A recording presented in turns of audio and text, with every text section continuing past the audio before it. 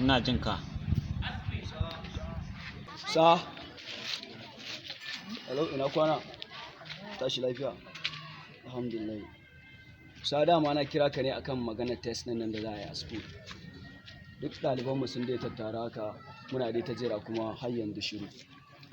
Ok, to na yi postponding ɗin shi zuwa sati mai zuwa, saboda haka ka gaya musu. Ok. Ok, ba za ka samu damar zuwa ba.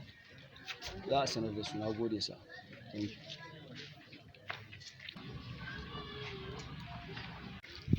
Ya kai, guys, malamin nan fa ya ce yau fa ba zai samu damar zuwa ba maganar test din nan fa. Haba Kai? Bara ma dai kawai in kira Aminu in sanar da shi. Hello, Aminu. Ka gane ba kawai kakka samu damar shigowa school saboda lecturer nan ya magana cewa ba maganar test din nan. Ka san dan wahala ne fa. Ya saba mana irin wannan test din fa. Aliya sai ya takura mu shigo school sai mun shigo ya ce mana maganar nan babu.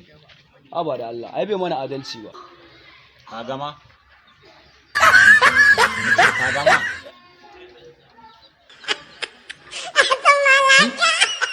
Subhanallah. Malamin nan na ƙara kira. haba kai. Allah malamin